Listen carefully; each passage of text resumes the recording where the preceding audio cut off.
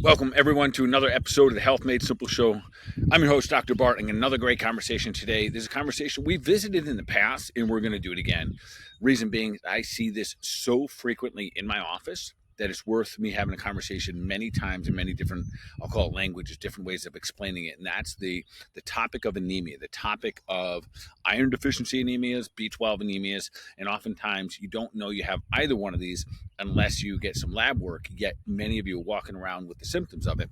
And I'm going to get to the root cause. What you're going to figure out in today's conversation, our short podcast, is that I'm not going to recommend, it's certainly an option, but I'm not going to recommend today that you just go out taking more iron or B12 for that matter. And I know those are both very, very common and popular. Yet today we're going to do a little bit more to dig a little bit deeper and look at the root causes of what is causing so many anemia issues and so many B12 deficiencies. So let's back up just a little bit and talk about the symptoms. The primary symptom of having anemia is a lack of energy. So literally what happens is you have an inability to get oxygen circulated through the body. That's the shortcut of understanding what an anemia is. Your body does not carry the red blood cells, the hemoglobin that allows oxygen to get to every cell, tissue, and organ in the body. So therefore, you start to become fatigued. It may come with brain fog. It might come with anxiety. It might come with constipation, low energy levels, and all of these different things. Then we start to compensate. One of the reasons we see so many different energy drinks out there is because we're simply lacking energy. And oftentimes at the root of this is one of the things that begins it is this anemia situation, whether it be deficiencies in iron or deficiencies in B12, or frankly, I see them go hand in hand. And I'm explaining to you the root cause of both of these today. And I'm also going to give you some solutions to help level up your health, help level up your literally your mind, your body, and your overall wellness. So with that being said, let's dive a little bit deeper here. In the first part, we're going to talk about the iron deficiency anemias. Often we see these on your lab work. There's most of the times I see so much labs come into my office that are incomplete. So you really do not know exactly where your anemia is coming from. What I will say this, especially if you're a cycling woman, you're still getting your period once a month or every other month or something. Most likely all cycling women are borderline anemic, and there's a couple reasons for that. And the one simple reason is that every month you're sloughing off literally millions upon millions upon millions of red blood cells, and with that goes your iron, with that goes some oxygen. And if you're not replenishing at a proper rate, you become a little bit anemic. You become deficient in iron. And think of that as a simple way of becoming exhausted over a period of time. So there's a couple root causes why this happens, and these are a little bit unknown. This is what I wanted to share with you today. So there are reasons we're doing this, even if you're not a cycling woman, or maybe you are cycling, but you're taking things like B12 or whatnot, or iron supplements. Here's a couple of reasons that people become deficient. One, birth control will often interfere with, essentially manipulates the pH in your gut. So therefore you are not able to digest. And this is where the root cause of most of these deficiencies come from. The inability to digest your foods properly. One, we got to get the right foods in. We'll cover that in just a moment. The inability to digest your foods properly are the primary cause of things like iron deficiency anemias and B12 deficiency anemias. And again, could we just supplement those up? We could, yet it will never get to the root cause. So things like birth control pill, antibiotics, stress, folks. Stress will absolutely change the pH in your gut. And things like iron, very difficult to break down for the body. So you need a very, very strong acid base. Speaking of that acid, if your acid is not low enough, literally in the twos, like 2.0, 2.3, 2.5, maybe as much as 3, you end up not releasing a very, very specific thing called intrinsic factor. It's a glycoprotein that is important, that's actually critical for us to have released by the stomach in order for us to break down and absorb B12. When I run labs, I would say that the majority of people are running low in B12. Now, I'll also tell you, I look at labs through a different lens. We look at them through the optimal function, not necessarily the normal. For a lot of people, when they see their labs, they'll say, oh, my B12 looks good. And I will tell you, majority of the time, it is deficient. You're indicating that you have a lower level, but because they're based on normals, everyone out there, it's an acceptable normal level, even though it's low. So sometimes you have to have a little different mindset or a little different lens that you're looking at when you're looking at the lens. So without the proper acids, and this is where really the root cause comes from. If you don't have the proper stomach acids, really a really strong acidic base in your stomach, something called hydrochloric acid, you will not produce something called intrinsic factor. That inhibits your ability to absorb and break down B12, period. That is one of the biggest reasons we see clinically, because people are on things like birth control, they've taken antibiotics, antacid, Tums, Rolaids, Prilosec, all of these proton pump inhibitors, they're all going to inhibit your ability to produce this good, strong acid. Remember, folks, our stomach acid is supposed to be super strong. It is supposed to be able to break down anything that goes into our stomach. Not for this podcast, but literally those, when people have things like acid reflux and heartburn and reflux and indigestion, all these things, they think that it's because they have too much acid in their stomach. That is inaccurate. It is often that you do not have enough acid there available to break down your food. And when your food's not broken down, it ferments.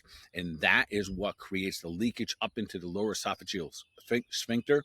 And that is the problem with all those things. The solve to those, quite frankly, I said I wasn't going to go into this, but I am right now. The solve to those, when you have things like acid reflux, when we do have things like heartburn, more often than not, is actually supplying your body with more acid in the form of hydrochloric acid. Will often fix those up. All right, let's get back here to the iron and to the B12. I think one of the biggest primary reasons that we see these deficiencies, and do I see them a little bit more in females than I do men? Absolutely. And I think one of the core reasons, other than the antibiotics, other than the birth control, other than the amount of stress that we see, is simply a lack of eating the foods that are required to get these things, to get these nutrients into our body. What are the primary foods? Both of them kind of follow the same line here. We need animal proteins. They're going to be the best sources of iron, which will be called heme irons. It's HEME, relative to non-heme irons, which come from plant sources. Can we get iron from our plants? We sure can. Is it as bioavailable? The answer is no. So we have to do a much better job, and you need better stomach function in order to be able to do that. So if we're not eating the proper foods, and what are the proper foods? Most likely, the single easiest best way to get both your iron and your B12 is from red meat. We also have things like eggs, and we also have things like dark meat chicken and dark meat turkey. And notice I paused there for a moment, because if I just said chicken and turkey, a lot of the women would raise their hand and say, well, I eat plenty of chicken and turkey. That's not your best source. It is your dark meat chicken and dark meat turkey, and even darker meats. Those are the ones that are going to give you a better supply, especially of your iron or your hemes. And quite frankly, those are the ones that just clinically observed, making observation, that most people avoid. So we have this one issue with avoiding the foods that we need to put those good vitamins and nutrients back into our body. And then the second part is making sure that you have enough hydrochloric acid. So that's real simple. And I'll put a supplement I use in this. I've talked about this in other podcasts. This is probably the least sexy thing you can take, but maybe the single most powerful thing when it comes to our overall nutrition, our ability to function better when it comes to metabolic health, is making sure that your stomach is up to the job. There's a reason that many people do not eat meat anymore. And it is not because meat's not good for us. It is because they don't feel good when they eat meat. And when that happens, that is a red flag. And the red flag is such that in the event that you no longer feel good eating red meat, more than likely it is because your stomach cannot break down the red meat. And like many other things in life, the things that are the absolute best for us is the hardest things we have to work for. And red meat, yes, it is harder for us to break down red meat than it is bread or a potato or pasta. So therefore, if it's hard for us to break it down, a little uncomfortable, we often just lean away from it, and we start to say things like, I don't feel good when I red meat, and when I eat red meat, therefore I'm no longer eating it. It should draw a red flag. As humans, we should easily be able to break that down, and it should feel comfortable. In the event you just don't like it, that's a different conversation, but nonetheless, avoiding it because it's a little uncomfortable, let it draw a red flag. It's almost like finally getting out and doing a little cardio and be like, oh my gosh, this is really hard. I don't like doing it. That might tell you that you need to do it a little bit more. All right, that being said, we're going to sum this up real quickly. If you've been diagnosed with anemia, if you are walking around fatigued all the time and you think that you need a pick-me-up drink, you need a cup of coffee, you need this new, super bang type of, this energy and all these different ingredients in this drink is going to give you the super life that you're looking for, because we're going to supply you with the energy that your body's not able to produce.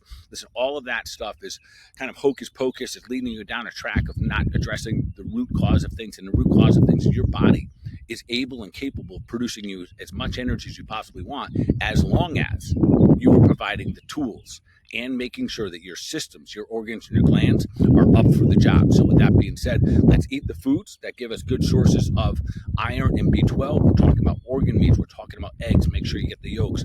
Lean meats, red meat, dark meat, chicken, dark meat, turkey. Those would be fantastic for you. Throw some sardines in there. Absolutely fantastic. If you are going to supplement, it is not the B12. And do I supplement some people with B12? Sure, mostly because they're really asking me for it. I'm not going to say no, it's not bad for us. Are they? And people are asking for supplements when it comes to iron. We can be really, really mindful with that, because take too much, instantly we're going to get constipated. It's not just about raising the levels in our bloodstream. It is literally about helping our body metabolize and function with the, or use these to function better as strong human beings. The simple supplement that I give you, and it is not sexy, but it is a digestive enzyme. I use one called Zypan. I will put it in the show notes here. It has a little bit of hydrochloric acid in it, and also has a little bit of pepsin in that. It's a digestive enzyme that helps support protein metabolism. All right, with that being said, hey, listen, while you listen to this today, in the event that you were listening and you heard some chickens in the background, some dogs, some wind, all the above, I apologize about the background noise, but nonetheless, I'm shooting from my farm today. This has become my kind of my new favorite place to shoot a podcast. It seems that I get a little bit of clarity here. I got one of my pups sitting side by side with me.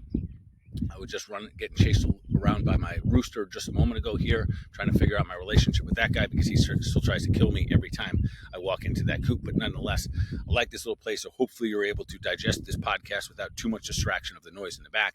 And with that being said, thank you for being here. Continue to do your thing. Keep leveling up. Keep doing your best to continue to elevate your mind, your body, your overall wellness. And I'll see you in the next episode. Take care.